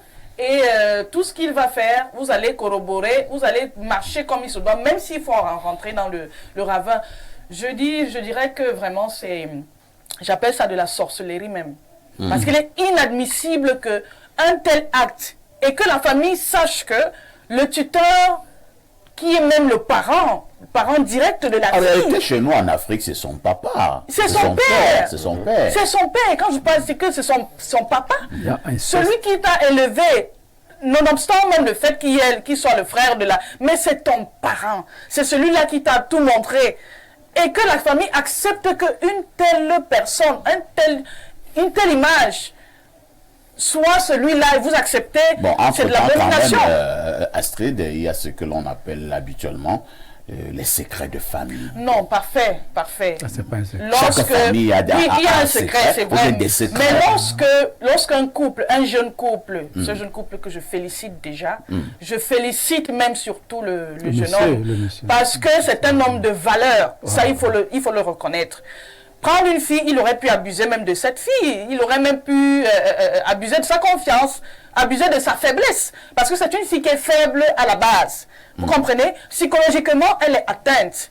Elle vit d'abord ce traumatisme-là et ses parents n'y sont pas. La maman, elle est abandonnée à elle-même. Mais il vient, ce garçon ou ce jeune homme, il est un peu tout pour elle. Je dirais même qu'il est presque son Dieu. C'est-à-dire, à part Dieu, à part l'Éternel, il est son Dieu parce que celui qui devrait jouer le rôle de Dieu sur terre, qui est son père, il n'a pas joué ce rôle. Il a traumatisé. Maintenant, quand il s'agit, s'il faut parler du secret de famille, lorsqu'un jeune couple aspire à la stabilité, il ne devrait plus avoir de secret entre les deux. Pourquoi? Je m'explique. Un beau jour, si jamais, visiblement, cette famille-là ne veut pas du bien de la fille, un beau jour comme ça, là, quelqu'un aurait lâché à ce monsieur, à ce jeune homme, peut-être après le mariage, des années après, que voilà, est-ce que tu sais, vous savez pas ce que les secrets dans un couple peuvent faire. Vous ne pouvez pas imaginer. Parfois, même lorsque tu te rencontres après de l'acte qui a été posé, involontairement même par la fille, parce que la fille aurait peut-être caché qu'elle a honte de dire aussi ou ça, mais des années après, soit le monsieur, on a des crimes passionnels, il peut même aller tuer le tuteur. Il peut commettre des... en fait, il faut vivre dans la clarté. Astrid, je vois que vous êtes en train de sortir de vous-même. Hein? Non, vous savez, je suis une femme, parfait, et je suis une jeune femme. Je suis une jeune femme et je suis orpheline de mère. Oh là là. Je sais ce que ça fait. Mais entre-temps, quand même également, cette jeune fille, je ne sais pas à quel âge elle a commencé à être abusée par son tuteur, par son oncle. 17 ans. À 17 ans. Donc c'est à 17 ans que son oncle a commencé son sale boulot. Son sale boulot, comme dit Blériot. Mais pourquoi quand la fille n'a pas dénoncé? Elle a dénoncé. Parfait. Non, elle a dénoncé. Oui. Elle a dénoncé. Auprès de la famille, ils sont même allés, c'est un aspect que j'ai sauté. Ils sont, parce que l'oncle a nié et il a voulu faire retomber sur la fille. Ils sont allés chez les gens qui mettent le grain de maïs au niveau de l'œil là. Attendez, parce que c'est très important d'avoir ce détail. Les Dokolanda. Sauf que l'oncle est allé voir le Dokolanda pour le corrompre, lui donner 50 000 et lui dire de faire le jeu. Le Dokolanda lui a dit bon, je vais faire le jeu à la condition que tu écrives que tu avais fait cela et tout le reste. Bon, comme ça je vais parler aux esprits. Il a écrit, il a donné 50 000. Quand ils sont arrivés, on a mis le grain de maïs dans l'œil de la fille, c'est tombé. Dès qu'on a mis dans son œil, ça l'a arrêté, il voulait discuter. Le Dokolanda a sorti sa lettre signée. Voilà. Il a dit que c'est 50 000 posés dessus. Voilà. Voici ton travail. Donc, l'oncle a voulu la famille est donc au courant de ce... Et comme la jeune dame disait... Astrid a chuté, hein? J'ai pas Oui, chutant, on a eu un problème de oui, temps. j'ai pas chuté. Je voulais dire simplement au jeune homme de tenir bon et de continuer, de vivre sa vie. Je vais même parler à la fille aussi. La jeune fille, tu as déjà, ma chérie, tu as un jeune homme qui est là avec toi, qui te couvre d'amour, qui t'a dit qu'il fait tout, parce que c'est aussi un psychologue. Lorsque ça aurait été différent si le jeune homme n'était pas, ne l'assistait pas, vous comprenez un peu. Donc je pense que la fille, c'est pas facile, mais du moment où tu as un homme avec qui te soutient, essaie d'oublier de faire fi de cela et vis ton amour tranquillement, c'est tout. Merci beaucoup. Hein. Mr. Bomba, on a déjà tellement condamné cette situation et comme j'ai des contraintes de temps, je veux qu'on évolue. Astrid a commencé déjà à donner des conseils à la jeune dame. Je vais vous passer la parole pour passer aussi, pour donner des solutions. Que doit faire d'abord le jeune homme, le jeune marié, et maintenant que doit faire la jeune fille? Parfait, quand je prends la parole, je vais m'adresser au jeune homme en question pour lui dire que, petit, si tu n'as jamais vu le mariage, si tu n'as jamais vu le diable marcher sur terre, dis que tu t'es marié. C'est là où tu vas voir comment le diable marche avec les pieds, les corps. Pourquoi le diable n'aime pas le mariage? C'est biblique, parfait, c'est biblique. Parce que Dieu a dit qu'il trouve une femme à trouver son bonheur. Bien sûr. Oui. Et c'est là où sont les trésors de la vie. Oui. Parce que le diable a horreur. Parce qu'on doit tous rester dans cet esprit-là, dans la fornication en fait. Maintenant, quand tu décides de sortir du péché pour maintenant devenir quelqu'un de droit, de saint, non, c'est là où tu vois la sorcellerie marcher avec les pieds. Et je voudrais aussi le jeune homme lui dit que vraiment petit, je dis pas que je suis l'oncle, mais dans la famille des gens, tu ne peux pas imposer ta façon de faire. C'est impossible, petit. Même si tu fais quoi, c'est impossible. Et ce que tu dois savoir, c'est qu'on n'est pas amis avec la belle famille. Donc tu ne peux pas avoir d'amis là-bas. Donc même si tu fais quoi à ta fille, même si tu la couvres de tous les baisers du monde, petit, tu ne peux pas avoir le bon... On peut pas te sentir bon là-bas parce qu'on n'est pas amis avec la belle famille. Autre préoccupation quand même à Bomba, puisque le jeune homme a commencé à faire montre d'élévation d'esprit en acceptant déjà cette fille dans ses conditions, et ainsi de suite. Est-ce que le jeune homme ne devait vraiment pas continuer dans cette hauteur en acceptant que ce papa abuseur puisse présider cette cérémonie de dot? Et qu'on en oublie. Puis voilà, c'est là où j'allais en venir. Il aurait dû rester tranquille et rester faire fi de ne rien dire, de ne pas imposer, de ne rien imposer, dire que bon, comme il a été grand, qu'il reste grand. On demeure grand. Ou alors, le problème c'est que lors de la dot, le jeune homme devait être extrêmement choqué en voyant ce monsieur parler, en appelant cette jeune dame ma fille. Quelque chose comme ça. Quand lui regarde le monsieur là, lui il voit que ce que le monsieur là faisait à cette fille. On dit chez nous en patois que le cœur n'est pas encore mûr. Donc en fait, il doit être grand.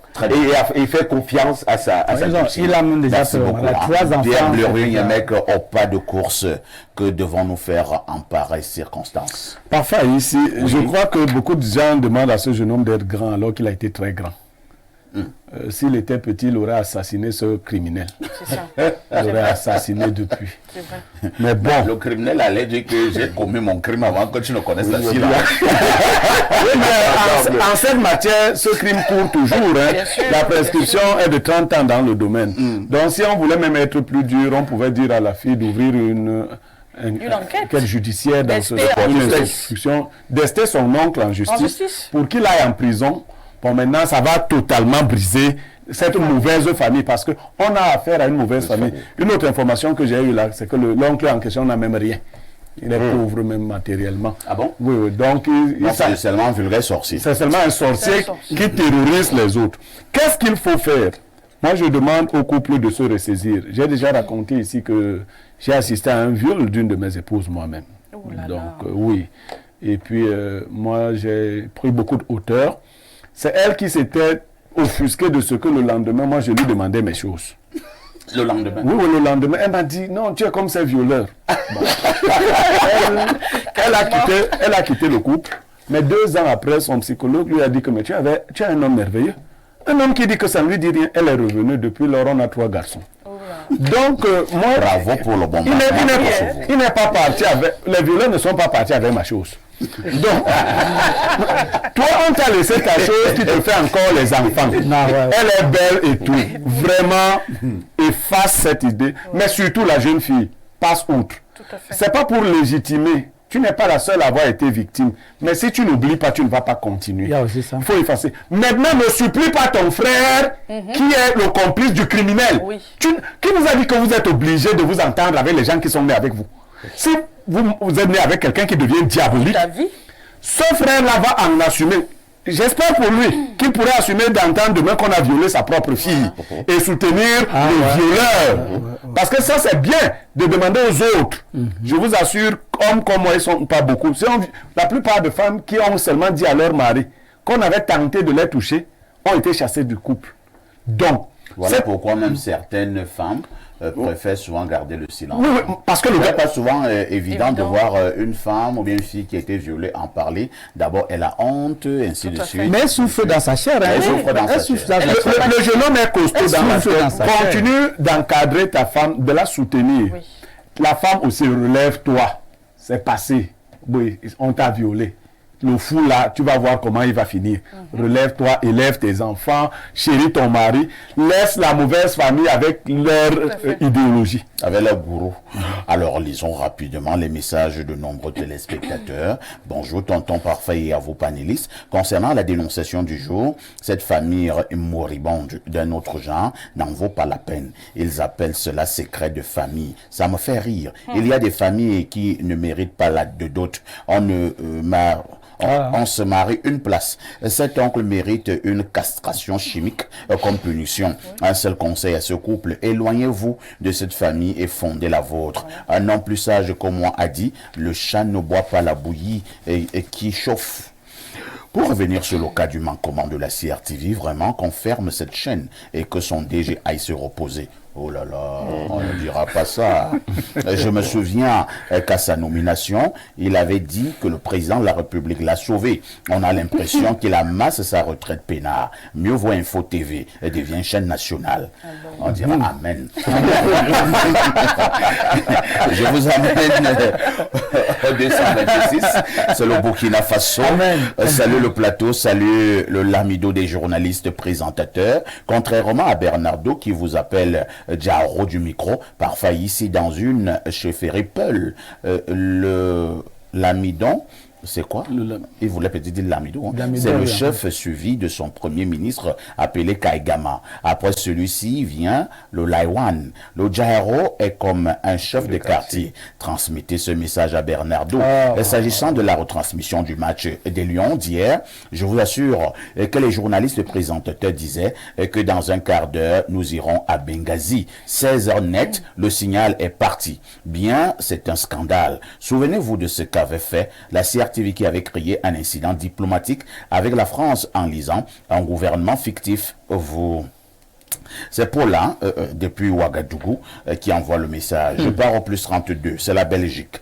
Bonjour Info TV. Pourquoi M. Niemek refuse de dire que c'est Eto'o qui a payé pour la diffusion du match d'Nganou? Bon, voilà donc, c'est bien, mon frère. Voilà le genre de mensonges dans lesquels on vous a plongé. Vous voyez?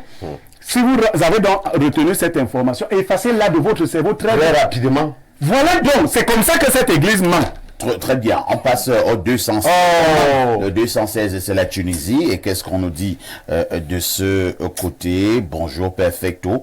C'est Laurent depuis Tunis. Il faut avouer que Canal Sat est très cher au Cameroun et je ne sais pas qui signe ces contrats. Il parle...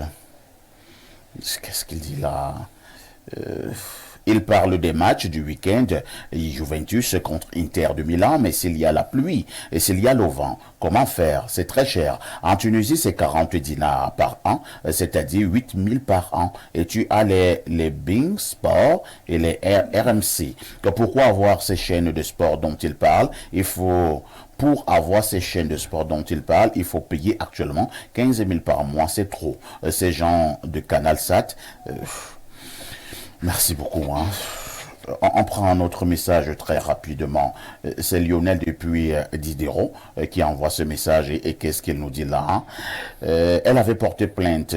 Ils avaient convenu qu'il se taise et qu'il s'occupe de ses 2 enfants jusqu'à signer devant un commissaire à la DGSN, mais depuis mars, rien. J'ai tous les documents avec moi ici. Que faire? C'est Lionel depuis Diderot. Je pense qu'il parle de la dénonciation. Hein? Peut-être. Bonjour parfait, ici il y a tout le panel, je suis en larmes parce que j'ai une amie à moi qui vit déjà chez moi parce qu'elle a fui ce dernier pour attouchement sur mineur. Attention, je précise ici que sur ses propres filles, âgées de 17 ans, il avait commencé sur elle, puis celle de 12 ans, il est policier. Incroyable. Si Mbarangele le connaît, c'est fini. Mais il faut nous dire qui c'est. Hein. Il faut venir nous voir. Il faut nous dire qui c'est. Nous, on va le mettre en relation avec Mbarangele. Non. Bonjour parfait et à ton excellent panel. Concernant la dénonciation, je respecte encore Blériot parce que j'ai connu le cas. Mais sauf que la fille était aussi légère et remettait toujours ça dans son passé. J'en ai pris sur moi, mais à un moment, j'ai donné les mains. Bonjour les démineurs. Alors... Si l'actuel DG de la CRTV ne diffuse pas les matchs, mais ne nous détourne pas les fonds publics, pour moi, je le salue. On en a connu des DG qui diffusaient tout, mais qui se sont retrouvés à Kondengui. Autre préoccupation ce jour. Bonjour les démineurs. Très triste la dénonciation. Une famille de vampires. Je propose à ces messieurs de continuer à encadrer son épouse. Et qu'il soit son père, sa mère, son frère, sa sœur, bref, son tout. Nous ne pouvons pas juger le Créateur. Sinon, j'allais dire pourquoi le Seigneur a laissé cette maman mourir et laisser son enfant à la merci du gourou. Pour la diffusion du match, ils ont passé le temps à faire les documentaires sur Eto et les anciens matchs très décevants. C'est Josiane Dodia qui envoie la préoccupation. Concernant la dénonciation, bonjour parfait, bonjour à votre riche et impressionnant panel. Parfait, j'ai eu très honte de mon pays que j'aime bien, un match que tous les Camerounais attendaient impatiemment. Je rentre rapidement de mes marches arrivées à la maison, je mets CRTV, rien. J'ai dit Eki, je mets CRTV Sport, les gens dansent là-bas. Directement, je tombe sur Equinox là-bas, on nous montre un match, j'avais cru que c'était un match de 1972, mais on n'avait pas le choix. Parfait, je suis dans un groupe de clash Cameroun-Côte d'Ivoire. Les Ivoiriens nous ont gagné hier à cause de ce match que votre pays a été incapable de nous diffuser. Le message est signé Gabriel de Damas. Concernant la dénonciation, je dirais que cet oncle est un vulgaire sorcier. Voilà. Et je prends un verre d'eau. Si vous nous retrouvez à l'instant, vous avez fait le meilleur choix, c'est celui d'être sur 317 au Canal Plus International. Le programme, c'est Espace Miné. Nous prenons justement l'instant de l'analyse et parlant de cette analyse, nous allons marquer un arrêt pour évoquer la situation de ces écoles de formation au Cameroun, l'essentiel de ces écoles de formation après justement cette formation d'étudiants. Les étudiants ne sont plus recrutés au niveau de la fonction publique. Quelles conséquences de cet état de choses? Je commence par Patrice Soroc. Patrice Soroc, vous qui avez eu la grâce de sortir de l'ENS et qui avez été directement recruté à la fonction publique, on doit dire que vous êtes des gens peinards. Ce n'est plus le cas maintenant pour bon nombre d'écoles de formation. Comment vous comprenez cette situation? Quelle analyse posez-vous du problème? Non, parce que c'est une situation assez grave. Parce que lorsqu'on sort d'une école de formation et qu'on est intégré directement, c'est vrai que c'est une chance, mais davantage pour former, pour encadrer les enfants, il faut avoir reçu une formation. Alors, il se passe donc que cette année-ci, à l'école normale supérieure, il y a eu le concours de recrutement Mais ceux qui sortiront de cette école ne seront pas intégrés. On les appelle les auditeurs libres. Non, je ne comprends pas bien. Non, ils sont en Vous train parlez d'être... de l'ENS L'ENS, je parle de l'ENS. de cette année. Cette année, C'est-à-dire, quand vous sortez, qu'est-ce qui se passe? ils sont appelés auditeurs libres. Oui. Donc quand ils sont formés, ils vont aller au quartier. Donc, l'ENS ne recrute plus. L'ENS ne va plus recruter. Donc, À partir de cette année. La fonction publique ne recrute plus les produits Moi, de je l'ENS. parle Ah, je pratiquement voulais te dire, la fonction publique ne va plus recruter ne va plus les recruter. produits de l'ENS. Donc on dit simplement chez nous, vous y serez au quartier. Donc ils sont comme des auditeurs libres. Est-ce que vous savez que beaucoup ne sont pas encore au courant de cette information? Non, ils ont fait, le concours a eu lieu. C'est passé, les cours ont même déjà commencé. J'ai même aidé un jeune homme parce qu'il fallait avoir, ils appellent ça quoi, l'engagement d'un établissement privé. Donc il fallait aller le chercher. Comme je travaille avec des garçons, je connais la plupart des principaux. Bon, j'ai aidé. Donc, les produits de l'ENS ne sont plus recrutés à la fonction publique. Non. À part, c'est de la promotion de cette année-ci qui est entrée. Donc, à partir de cette année, Incroyable. ils sont des auditeurs. On les appelle auditeurs libres. Donc, ils sont des auditeurs libres. À la sortie, donc, dans 3 ans ou dans 2 ans pour certains, je crois qu'ils seront au quartier. Bon, et puis, lorsque vous le dites, c'est vraiment très grave. Parce que il y a depuis un temps une grève des enseignants. Bon, l'école se passe tranquillement au Cameroun. Les établissements privés fonctionnent. Mais avec qui? Avec qui? Qui sont ceux-là qui sont dans les classes en train de travailler avec les enfants? Donc ce sont nos jeunes frères qui sont sortis directement des universités, qui se retrouvent dans les salles de classe. Et je peux vous dire que c'est catastrophique. Parce que, à mon niveau, j'ai fait des statistiques des examens. J'ai fait les statistiques de l'examen BEPC, la session 2023. Nous avons eu 25 000 admis au BEPC dans l'Onfundi, à la session 2023. J'ai près de 30 000 candidats présentés. Alors, ce qui m'a marqué lorsque j'ai fini de boucler les statistiques, c'est que sur les 25 000, 22 000 ont la mention passable. Alors, donc, quand 22 000 ont la mention passable, vous comprenez donc que le niveau réel, aujourd'hui, il est, je peux dire de manière générale, il est médiocre. Donc, ceux qui ont eu au moins 12 sont 3 000. Ceux qui ont eu moins de 12, sans compter que lorsque on va à l'examen, on va délibérer. Donc, c'est une situation grave. Recruter, c'est, lorsque vous êtes recruté, c'est à votre avantage, ça c'est vrai. Mais une république qui ne recrute pas des gens formés, Très bien. c'est une catastrophe. Merci beaucoup. C'est une catastrophe. C'est une catastrophe selon Patrick Soroc lorsqu'on sort d'une école de formation et on n'est pas recruté. Astrid, je vous amène à citer quelques écoles qui recrutaient par le passé et qui étaient d'ailleurs de très grandes écoles et qui ne recrutent plus. Commençons par ce qu'on appelait à l'époque le CUS, que l'on appelle maintenant la faculté de médecine et des sciences biomédicales et qui ne recrute plus. Vous avez maintenant l'école normale qui ne recrute plus, toutes les autres écoles normales aussi, mais qui forment des instituteurs, qui ne recrutent plus. Vous avez les STIC, l'école supérieure des sciences et techniques, de l'information et de la communication, qui ne recrute plus. Vous avez Polytechnique, qui ne recrute plus. Vous avez l'école des travaux, je pense également, qui ne recrute plus. Vous avez, on peut en citer jusqu'à demain matin. Pour un pays normal, est-ce qu'on va conclure en disant que l'État est essoufflé? Nous, à une certaine époque, en fait, je vais parler de moi, à une certaine époque, lorsque j'entrais en faculté, c'était en 2008, ce qui, vraiment, toutes ces écoles-là, c'était des écoles de prestige. Tout à fait. Quand on parle de prestige, c'est que tu es sûr qu'au sortir de là, tu auras le boulot. Oui. Alors, moi, de mon côté, je n'avais pas eu de conseils. C'est-à-dire que c'est pas pour dire que c'est pas pour rechigner ou pour dénigrer l'université que j'ai faite. Non, tout au contraire. Encore que j'en suis fière parce que j'ai eu les meilleurs enseignants. Vraiment, j'ai eu de la crème. Mais sauf que malgré qu'elle était une université d'État, ou bien qu'elle soit une université d'État, on n'avait pas ces privilèges, je dirais même jusqu'à présent. C'est vrai qu'aujourd'hui, ils ont instauré le système de formation professionnelle dans certaines universités d'État. Là, c'était encore plus avantageux. Mais je suis vraiment un bon produit, je le dirais ainsi.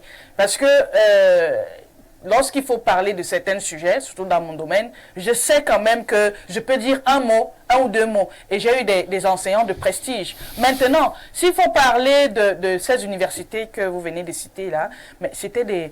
Lorsqu'on entendait, nous sortons du secondaire, moi qui ai fait l'internat, alors quand on arrive, telle personne est à Subdeco, l'autre est à Ocus et tout ça, par-ci.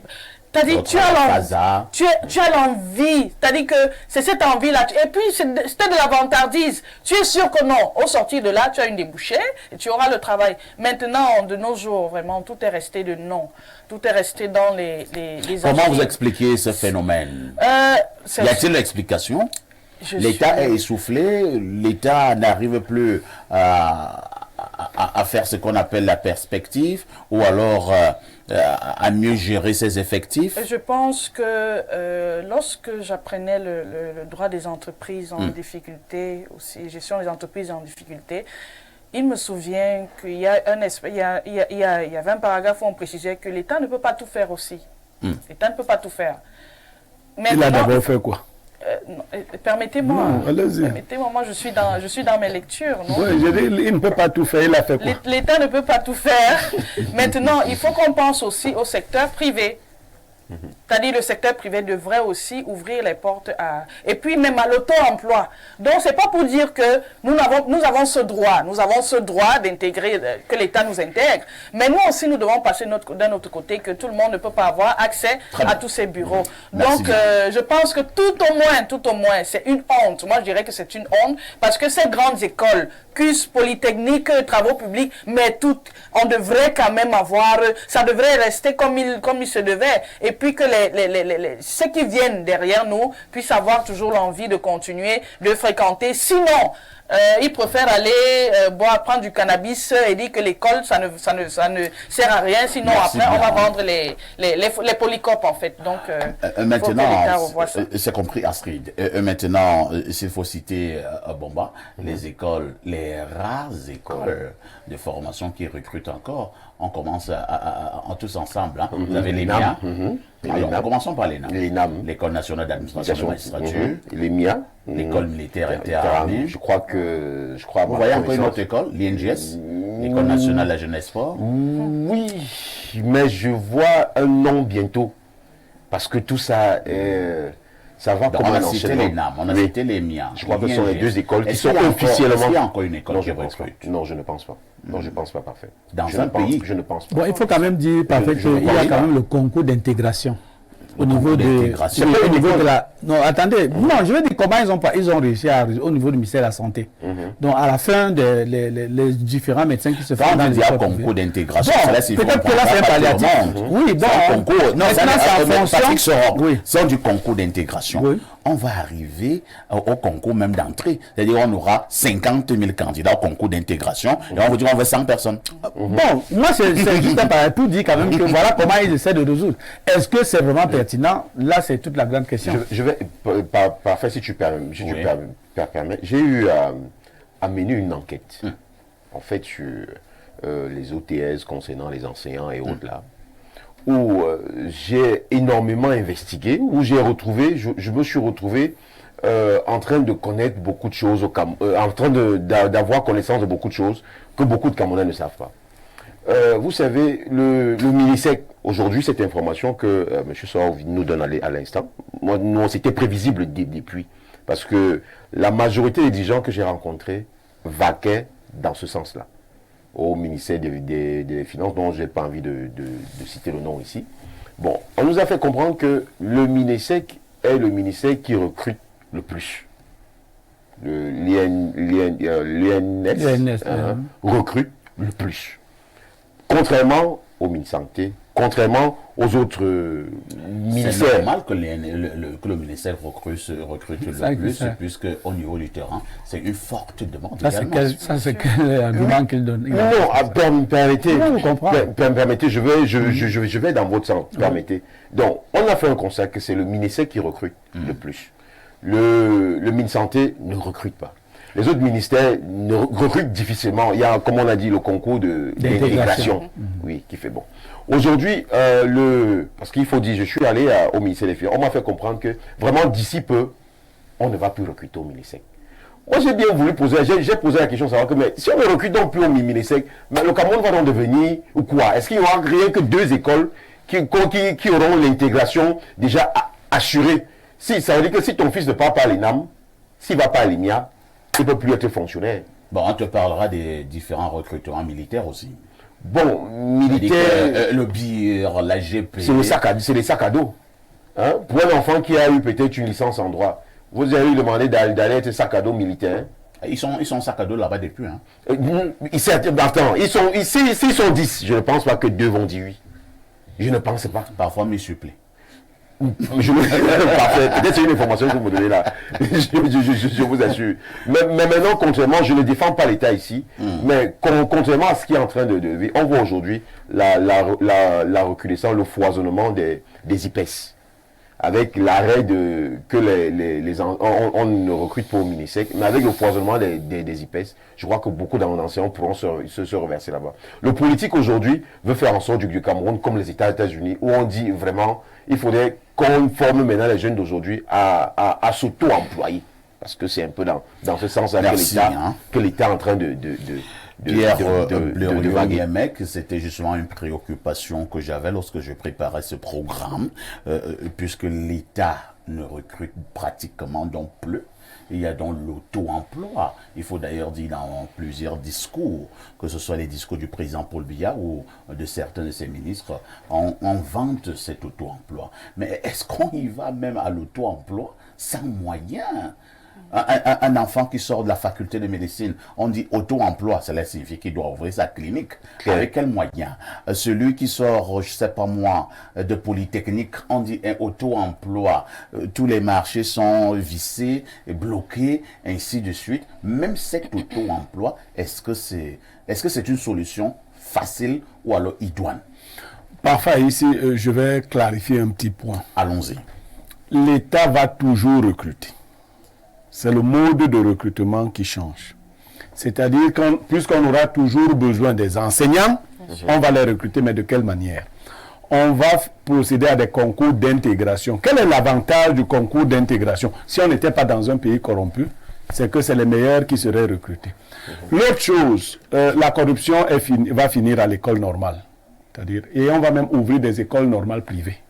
C'est-à-dire, on va former les gens pour que les vacataires, par exemple, qui travaillaient déjà, Nalo avait commencé à écrire quelque chose comme ça. Désormais, le secteur privé sera soumis, je parle là du cas de l'éducation, à une certaine réglementation. Les salaires des vacataires seront fixés et bien connus. Ces produits sortis sous forme d'auditeurs libres pourront postuler à partir du diplôme du DIPES 1 ou du DIPES 2 dans les différents établissements. Ça veut dire que vous n'irez plus maintenant dire que je viens enseigner. J'avais eu ma licence, j'avais eu ma maîtrise. Ça, mais ce qu'il faut dénoncer, et c'est pour cela qu'il faut lire. Moi, plus jeune, j'avais lu un ouvrage de Jean-Marc Ella, intitulé « Quand l'État pénètre en brousse ». Quand l'État C'était normal que Jean-Marc Ella aille en exil. Voilà. Quand et le sous-titre, c'était « Les ripostes paysannes à la crise ». Jean-Marc Ella décrivait déjà ce que nous vivons. C'est-à-dire que l'État a abandonné aux communautés le devoir de faire ce que lui faisait. Parfait, et c'est quand on dit qu'on vous a donné un lycée. On ne vous construit pas une école. On ne vous donne pas de bâtiment. On dit qu'un Nkolo a reçu un lycée. Point. Vous voyez la brousse. Oui, c'est les élites comme parfois ici qui commencent à mobiliser les gens, à chercher un terrain. Voilà notre État qui fait ça depuis longtemps, on voit. La plupart des établissements en zone rurale ont été construits par les populations. Après, vous avez un proviseur mal fagoté qui vient menacer tout le monde, enseigner les femmes des gens dans votre village, et ainsi de suite. Donc, vous avez quel problème contre les proviseurs? Ceux qui sont mal fagotés et qui combattent les OTS. Donc, on a comme ça abandonné des grands pans de l'État depuis longtemps. Santé du corps. Le corps enseignant va se plaindre aujourd'hui. le corps de la communication a été abandonné depuis. Depuis 1993. Donc, c'est On une... ne recrute pas les STIC depuis Mais 1993. ce qui est dangereux donc, vous parliez de la formation, c'est qu'au lieu de prendre quand même les produits sortis de l'ESTIC dans les différentes structures et de donner la moitié des redevances audiovisuelles qu'on donne à tort à la CRTV, à ces promoteurs-là, pour qu'ils payent de manière assez décente les travailleurs, on oblige les promoteurs à mettre sur pied des structures sans moyens. Ils vont donc recruter le tout venant. Oui. C'est-à-dire, tu vois un gars qui creusait les rats dans le village du promoteur de la télé, il vient, il devient journaliste, bon, et ainsi de suite. Les produits de l'ESTIC se baladent, ils ne peuvent pas travailler, parce que les promoteurs n'ont pas de moyens. Il faut leur donner les moyens et exiger qu'ils recrutent des professionnels. Parce qu'une chose est sûre, être formé par un professionnel est différent d'être formé par un amateur. L'amateur peut acquérir avec du temps de l'expérience, mais ce n'est pas exactement la même. Il y a quelques génies qui sortent du lot, parfait ici, mais par exemple dans le cadre de l'enseignement, si vous n'avez pas acquis les rudiments, j'ai vu beaucoup, vous voyez, vraiment déformer les enfants dans les salles de classe. C'est-à-dire que quand il se met à enseigner, déjà il a une mauvaise main d'écriture. Il ne sait pas comment on calibre le tableau. Il ne sait pas gérer le timing. Donc tout ce qu'il fait là abrutit les enfants. Quand il écrit, vous entrez dans certaines salles de classe, la gestion du tableau, vous ne pouvez même pas savoir quelle est la leçon qu'on a faite. Mais parce qu'il est sorti simplement de l'université, il n'a pas acquis l'expérience nécessaire. Il vient embrouiller les enfants dans les salles de classe, les abattardir. À la fin, on est en train tous de contribuer à la mort de l'éducation, de la santé. Parce que, pour dire rapidement un mot sur la santé, ces IPES et autres qui s'occupent du domaine de la santé n'ont pas toujours les professionnels qu'il faut, les professionnels de pointe. Alors, on nous fabrique des meurtriers avec des seringues et des bistouris. Alors, quand vous le voyez d'ailleurs, quand il tient son bistouri, vous croyez que c'est lui Non, vous allez dans une salle de chirurgie, vous voyez comment le gars tient ça. Vous dites que il tient la seringue comme ça, vous dites que attends. Vous voulez savoir prendre le marathon. On lit rapidement quelques messages de nombreux téléspectateurs encore. Bonjour parfait ici, bonjour à tout ton panel. Je crois que l'objet en débat doit mettre en exergue la décentralisation réelle qui doit donc absorber les masses formées. Monsieur Fouda François depuis Kribi. Bonjour parfait et à tout ton panel. Qu'est-ce qu'on nous dit ici?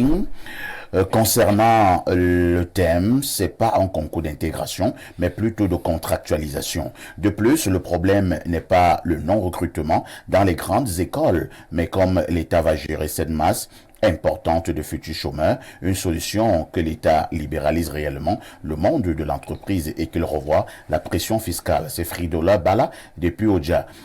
Bon, Fridola. Moi, qui lui a dit que c'est un concours de contractualisation. Non. Je vous dis que c'est un concours d'intégration. Il est passé à côté de la plaque.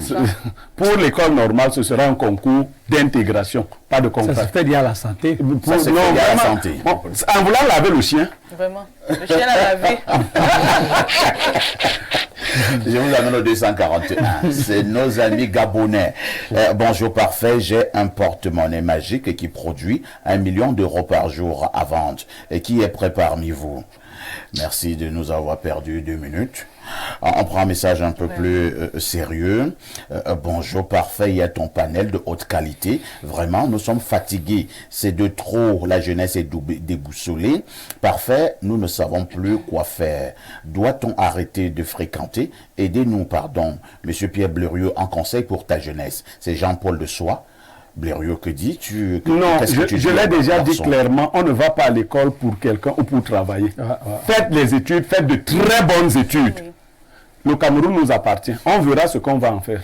Bonjour, parfait, et à ton riche panel. N'oubliez pas l'école nationale des eaux et forêts qui forme près de 300 étudiants par an. Ceux qui se font appeler éco-gardes sur le terrain sont ceux des différents recrutements des listes de la présidence. Bon, là, je n'en sais rien. L'école de police aussi recrute, hein, on a oublié. Oui, l'école de police aussi recrute. Voilà, donc. Autre message, bonjour parfait à tout ton panel.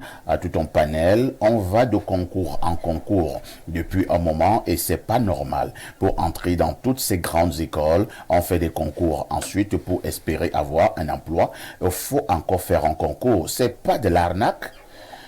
Moi, je n'en sais rien. C'est de l'arnaque. Je vous amène au plus 33, c'est nos grands-papas les Gaulois, c'est la France. Bonjour, parfait, je suis un vieux fan qui revient. Que dit Blériot de la spoliation de notre peuple par... non, mon ami, si tu suis l'émission, tu vois que je ne peux pas lire ce message jusqu'à la fin. Ce n'est pas normal. Et je saute en catimini. On tombe sur celui-ci. Bonjour, parfait, Haïti. Et à ton prestigieux panel, le Cameroun étant un pays de seconde main, tout est à refaire. Qui t'a dit que le Cameroun était un pays de seconde main? C'est qu'on rencontre. Bonjour, tonton parfait, que le DP nous donne la bonne information. L'ENS ne recrute plus parce que les enseignants ont créé l'OTS et c'est la punition. Notre pays est magnifique.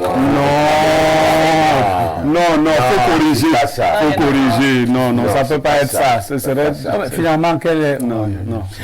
Autre message ce matin, quand vous avez sanctionné collectivement ces téléspectateurs, en saute. Bonjour à tout le panel légendaire d'Espace Mini. Les diplômés de l'ENS sont directement recrutés à la fonction publique. Cependant, les auditeurs libres sont les gens que les établissements confessionnels, notamment les religieux, adventistes et catholiques, envoient pour avoir le personnel permanent qui travaillera pour eux avec les mêmes avantages et avancements que ceux de la fonction publique. C'était avant. C'est autre chose. Non, c'est ça qui se faisait. Ça se faisait. Maintenant, il ne sait pas que ça a muté. Ça a muté. Tout le monde maintenant est dans la même sauce. Oui, ça se faisait avant. Le problème également est que quand j'invite des personnes sur le plateau, est-ce que c'est pour rien que M. Sorok est sur le plateau? Bien sûr. Regardez même ce qui est écrit en bas de nos Sorok, ce qu'on appelle ici chez nous Sainté. Vous avez voilà Patrick Sorok, enseignant. Vous avez un autre, une fonction à côté d'enseignant, et qui vous dit que les cadres au ministère. Donc, M. Sorok ne connaît pas ce qu'il vient de dire. Non, en fait, l'école normale a toujours eu des auditeurs. Voilà, tu le sais. Donc les gens on se faisait former là-bas. Et là même, il n'y avait même pas d'âge. Toi, tu as l'air bon. Maintenant, on vous dit que le concours normal, là, direct, est arrêté. C'est fini. Le concours direct est fini. C'est avant. Le concours, il n'y a plus de recrutement direct. Quand tu étais élève de l'ENS, tu étais d'office fonctionnaire. Merci beaucoup. Et c'est par ces précisions que nous allons mettre un terme à ce programme, tout en disant encore merci à mes panélistes. En commençant par Patrick Sorok, qui est donc un enseignant. Et il n'est pas un enseignant qui ne maîtrise pas les textes. On dira aussi merci à Astrid Debissa. Elle est juriste. Elle-même vous a dit tout à l'heure qu'elle s'est très bien formée et qu'elle ne regrette pas d'être allée à l'université. Merci à mon consultant planétaire. C'est Pierre Blériot-Niemek. Ne le testez pas. Merci également à Mr. Bomba. Il est journaliste et directeur de la publication. Ne ratez surtout pas le journal de la mi-journée dans 8 minutes très exactement. La rediff de ce programme, c'est tous les soirs à partir de 22h30. Avec tout ceci, que faites-vous encore ailleurs?